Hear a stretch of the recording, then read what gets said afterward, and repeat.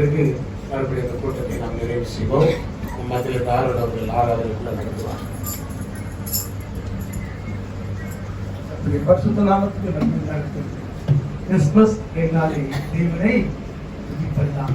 ஏனென்று சொன்னால் பக்தன் பாடுகிறார், இயேசு பிறந்தார் புல்லமதி இதையெங்கும் சாற்றிடுவார். இயேசு பிறந்தார் புல்லமதி இதையெங்கும் சாற்றிடுவார். குடிப்பாம் குடிப்பாம் தேவராஜ்யமல்ல பகடாதியில் மகிழ்வோம். குடிப்பாம் குடிப்பாம்